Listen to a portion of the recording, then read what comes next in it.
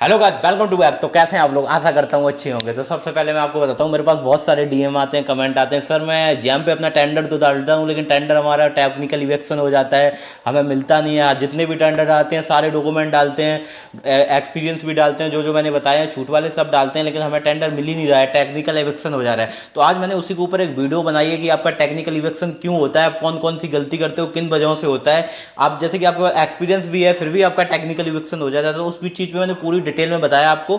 थोड़ी सी लंबी वीडियो है, बहुत ही ज़्यादा इंपॉर्टेंट ये वीडियो होने वाली है। इसमें आपको शुरू से लेकर लास्ट तक मैंने सब कुछ बताया है, बड़े टेंडर से लेकर छोटे टेंडर तक कि इवेक्शन क्यों होता है। ठीक है, चलो चलते हैं अपनी कंप्यूटर स्क्रीन पर, आपको बता दूं बिल्कुल बेसिक से। बंद कर दो गाइस। जैसे कि आ चुके हैं हम अपनी कंप्यूटर स्क्रीन पर, तो सबसे पहले हम लोग इस अपना वो जम पोर्टल लॉगिन कर लेंगे। जैसे कि मैंने लॉगिन कर लिया जम पोर्टल, आप लोग अपना आईडी पासवर्ड डाल के लॉगिन कर लो। ठीक है, तो उससे पहले मैं आप लोगों को एक चीज़ बता दूँ, अगर आपको हमारे द्वारा अंकों टीचर्स के द्वारा अगर आपको कोई सर्विस चाहिए, जैसे new GST registration, Udyam digital signature, MES licence, tender filing, GST return filing, या ठेकेदारी रिलेटेड कोई भी काम अगर आपको करवाना है, लेबर सर्टिफिकेट कुछ भी आपको करवाना है, LIN नंबर वगैरह, तो आप लोग हमसे कांटेक्ट कर सकते हो। ठीक है, हमारा नंबर है 6397892758।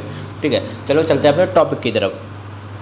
तो हम जैसे कि अपने जम पोर्टल पे आ चुके हैं, तो सबसे पहले क्या होता है कि लोग बोलते हैं कि हम अपनी विड लगा देते हैं, लेकिन हमारी विड टेक्निकल इविक्शन में निकल जाती है। ज़्यादातर लोगों के साथ ये होता है। तो मैं आज आपको बताने वाला हूँ आप ऐसी क्या चीज़ें करें जिससे आपकी टेक्निकल जो विड है वो इविक्शन से ना हटे। तो सबसे पहले मैं उन लोगों के लिए बता रहा हूँ जो लोग मतलब कि जिनके पास एक्सपीरियंस भी होता है और जिनके पास टर्नओवर भी होता है, उनके पास सब कुछ होता है, फिर भी वो टेक्निकल इविक्शन हो जाते हैं। तो उनका क्यों होता है मैं पहले उनके बताता हूँ। उनका इसलिए होता है, कुछ लोग क्या करते हैं कि डायरेक्ट जो सर्टिफिकेट होते हैं ना, जो वर्क ऑर्डर के सर्टिफिकेट होते हैं, डायरेक्ट वो डाल देते हैं, उनके साथ में कंप्लीशन सर्टिफिकेट नहीं डालते हैं। तो उनको उनके साथ में कंप्लीशन सर्टिफिकेट डालना पड़ेगा, या फिर आप डालते हो कंप्लीशन सर्टिफिकेट, आप लोग क्या करते हो कि सीधा वर्क ऑर्डर को स्कैन कर लिया, कंप्लीशन को स्कैन कर लिया, उसमें 3-4 वर्क ऑर्डर जोड़ दिए, 3-4 कंप्लीशन जोड़ दिए, ना उसमें कुछ किया ना कुछ।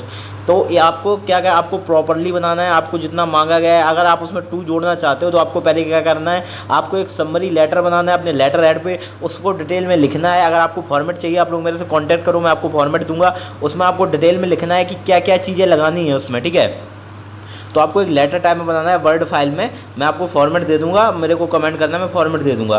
तो उस फॉर्मेट में आपको एक लेटर बनाना है, उसमें नीचे समरी में लिखना है ये वर्क कितने का है, यहाँ का है, इतनी डेट को कंप्लीट हुआ, सब उनको समझ में आना चाहिए। ठीक है, कि ऑफिसर देखे उसको अच्छे से समझ में आना चाहिए। ठीक है, और उसके साथ में उसके नीचे आपको वर्क ऑर्डर जोड़ना है, उसके नीचे आपको कंप्लीशन सर्टिफिकेट जोड़ना है। ठीक है, तो ये चीज़ आपको क्लियर हो गई। इस चीज़ की वजह से सबसे ज़्यादा इवेक्शन होते हैं। ठीक है, अब आते हैं हम अपने दूसरे रीजन पे, जो लोग जिनके पास एक्सपीरियंस नहीं होता, जिस वेट में एक्सपीरियंस नहीं मांगते हैं, तो वो क्यों रिजेक्ट होते हैं? वो रिजेक्ट होते हैं जैसे कि मैं आपको बताता हूँ। एक ये जो होता है ना ATC डॉक्यूमेंट, मैं आपको ATC डॉक्यूमेंट दिखाता हूँ, एक सेकंड रुकना।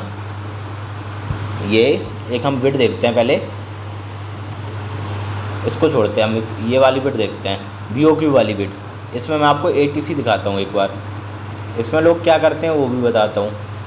ये हमारा BOQ है, ये विड आ गई, देखो BOQ वाली विड आ गई, जो सबसे सिंपल विड होती है हमारी BOQ वाली। तो देखो ये आया विड हमारी।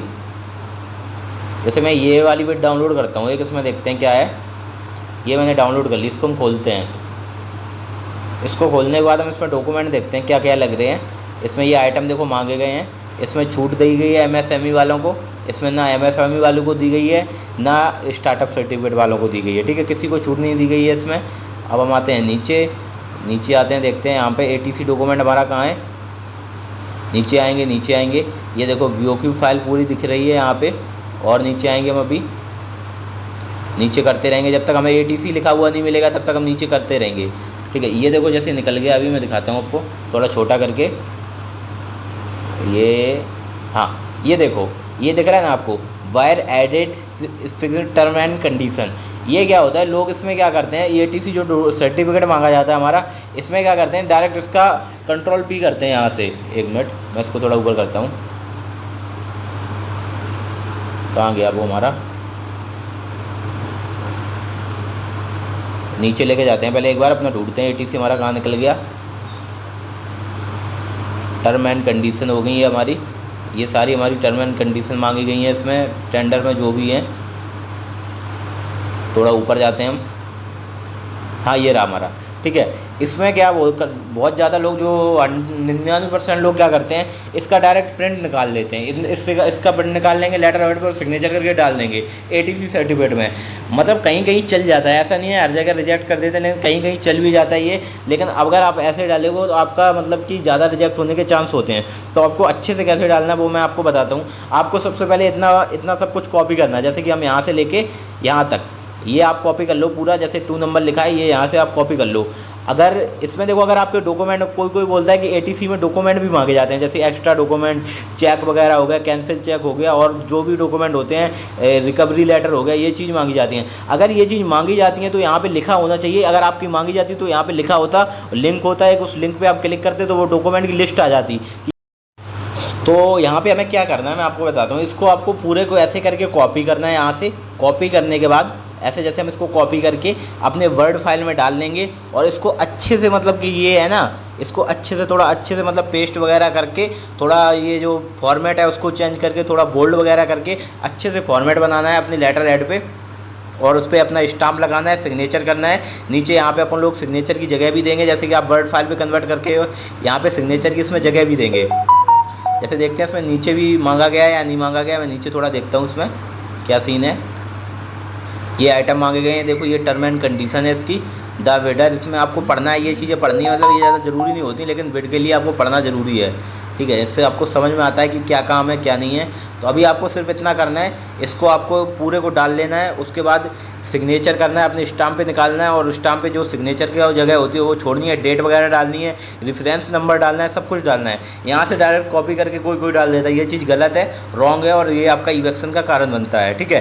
तो आपको अपने लेटर हेड पे प्रॉपर डालना है, सिग्नेचर प्रॉपर करना है, अपना राउंड स्टाम्प प्रॉपर लगाना है, सब कुछ प्रॉपर लिखना है, अच्छे फॉर्मेट में लिखना है। 2-3 लाइन अगर खुद से ऐड करो तो कर सकते हो। आप लोगों को इसका फॉर्मेट चाहिए, मेरे से कॉन्टैक्ट करो, मैं आपको फॉर्मेट दे दूँगा, ठीक है। ये हमारा क्लियर हो गया। जो हमारे 2 चीज़ें होती हैं, ये चीज़ें जो सबसे ज़्यादा टेक्निकल इवेक्शन इन्हीं 2 चीज़ों से होता है। एक जैसे मैंने आपको बताया एक्सपीरियंस वाला, और दूसरा ये वाला एटीसी वाला। अब मैं आपको एक रीज़न और बताता हूँ। लोग क्या करते हैं, जैसे एक विड आती हैं यहाँ पे, जैसे मैं आपको दिखाता हूँ। ये विड हमारी, ये थोड़ा ऊपर जाते हैं हम, कहाँ है, नो यस, ये रहा। ये देखो यहाँ पे क्या है, इसमें तो नो लिखा है, देखो दोनों जगह नो लिखा है, इसमें छूट प्राप्त नहीं है, नो। तो आपको यहाँ पे 10 लाख टर्नओवर भी देना पड़ेगा। उसके बाद आपको ये 3 इयर्स का एक्सपीरियंस भी दिखाना पड़ेगा, इसमें आपको कोई छूट नहीं मिलेगी, ठीक है। लेकिन अगर यहाँ पे यस होता, यहाँ पे यस और कंप्लीट होता, यहाँ पे भी यस कंप्लीट होता, ये टर्नओवर, ये एमएसएमई वालों के लिए, ये स्टार्टअप वालों के लिए। फिर आप क्या कर सकते, अगर यहाँ पे यस होता तो आप इस बिड में बिना, मतलब कि आपके बिना टर्नओवर, बिना एक्सपीरियंस के आप इसमें पार्टिसिपेट कर पाते। लेकिन कैसे कर पाते, लोग क्या करते हैं कि जहाँ पे एक्सपीरियंस मांगा जाता है वहाँ पे अपना एमएसएमई अपलोड कर देते हैं, जहाँ पे ये टर्नओवर मांगा जाता है वहाँ भी अपना एमएसएमई सर्टिफिकेट अपलोड कर लेते हैं। तो इससे इशू क्या आता है, मतलब हो जाता है, ऐसा नहीं, कहीं कहीं हो भी जाता है ये चीज़। लेकिन ज़्यादातर इवेक्शन के कारण जो बनती है, जो मेजर मिस्टेक है वो मैं आपको बता रहा हूँ। ये चीज़ आपकी इवेक्शन का कारण बनती है, ठीक है। तो इसके लिए आपको क्या सोल्यूशन है, इसका सोल्यूशन है आपको वो तो डालनी है, लेकिन उसके साथ में आपको क्या करना है, एक आपके अपने जो लेटर हेड पे उस पर एक्सपेक्टिंग लेटर बनाना है। उसमें आपको लिखना है bid number, reference number proper डाल के बताना है कि इस बिड के लिए हम लगा रहे हैं, इस बिड में हमें छूट दी गई है, ये आइटम है, ये सर्विस है, यहाँ की बिड है, सब डिटेल में लिखना है। और जो यहाँ का जिस ऑफिस की बिड है उस ऑफिस का नाम लिख देना है, ठीक है। अगर ऑफिस का नाम ना हो तो जेम अथॉरिटिकेशन लिख के आपको लिख देना है। उसके बाद क्या करना है, आपको प्रॉपर सिग्नेचर करना है, प्रॉपर वो मतलब लिस्ट, एक उसमें ये बताना है कि ये जेम है, इसमें हमें छूट प्राप्त हो रही है, इसलिए मतलब एक्सपीरियंस में हमें छूट प्राप्त हो रही है, टर्नओवर में छूट प्राप्त हो रही है, दोनों एक चीज़ में कर देना।